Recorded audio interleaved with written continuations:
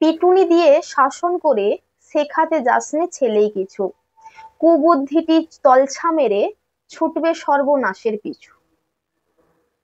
আমরা ভাবি বাচ্চাদেরকে পিটা না দিলে কিছু শিখবে না বা শেখানো যাবে না, কিন্তু ঠাকুর তার বাণীর মাধ্যমে বলছেন যে ছুটবে সর্বনাশের পিছু যদি আমরা পিটুনি দিয়ে ছেলেকে কিছু শেখাতে যাই।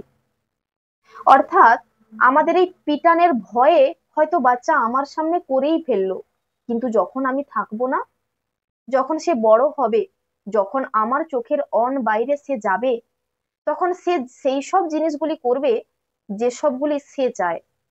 আমি তাকে যেগুলি করতে দিইনি, আমি পিটান দিয়ে যেগুলি শিখিয়েছি, সেগুলো কিন্তু সে আর, পিটানের ভয় যখন তার থাকবে না, তখন কিন্তু আর সেগুলি থাকবে না। তার মূল কারণ হচ্ছে পিটুনি দিয়ে কাউকে শেখানো যায় না।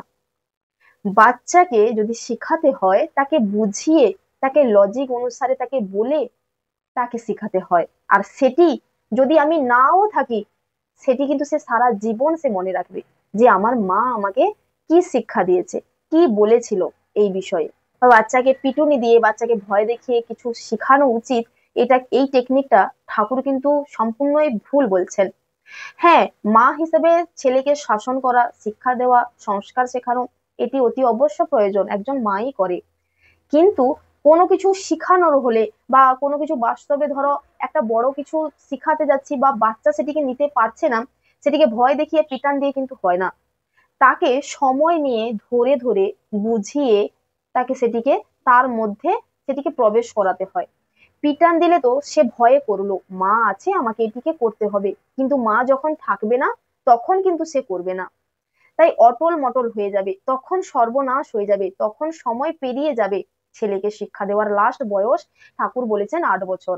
যদি 8 বছরেও না পারি, তাহলে 5 থেকে 10 বছর, আর 10 বছরেও যদি না পারি 12 বছর, এটাই হচ্ছে লাস্ট। এরপরে সে যখন বাইরের জগতের সঙ্গে মিশবে, সে তখন সঠিক আর ভুলের বিচার করতে শিখবে। আমরা ভাবি বাচ্চাকে আমরা বোঝাই না, যে বাচ্চা বুঝতে পারবে না, তাকে শুধু বলি এটা করো না, ওদিকে যাও না। তাকে যদি আমি কারণটা বলি যে কেন যেতে নেই, কেন করতে নেই, তাহলে কিন্তু সে একবারও ফিরে ওটিকে করবে না।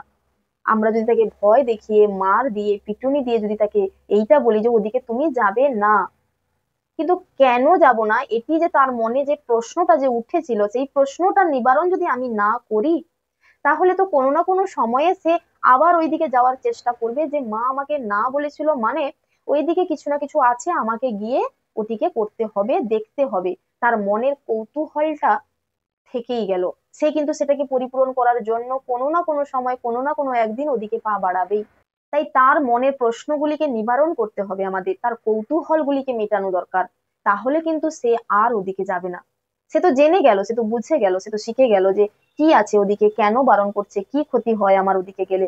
তাই সেই কারণটা তাদেরকে যদি বুঝিয়ে বলা যায়, তাহলে কিন্তু তারা আর ওটা করে না। আমরা ভাবি বাচ্চা বোঝে না, বাচ্চা শোনে না, বাচ্চা বুঝতে পারে না, তাকে কি বলবো।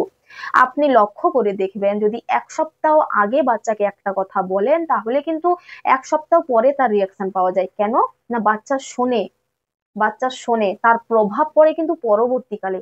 তাই বাচ্চাকে বোঝানো, বাচ্চাকে বলা, বাচ্চাকে শেখানো, এটির হাল কিন্তু কেউ ছাড়বেন না। এমন নয় যে বাচ্চা বুঝছে না, বাচ্চা করছে না, সে কিন্তু শুনছে, পরবর্তীকালে কিন্তু সেটিকে সে প্রয়োগ করবে। মা মানেই শাসন করে, মা মানেই হচ্ছে ছেলে মেয়েকে ধরে মারে বা শাসন করে, শিক্ষা দেয়, সেটি স্বাভাবিক ব্যাপার, সেটি প্রত্যেক মাই করে থাকেন। কিন্তু কোনো কিছু শেখানোর, জোর জবরদস্তি করে, পিটুনি দিয়ে, এই সবের জন্য কিন্তু হয় না। ঠাকুর মুখ্যত ভাবে এটিকেই বলার চেষ্টা করেছেন। সবাইকে আনন্দিত জয়গুরু।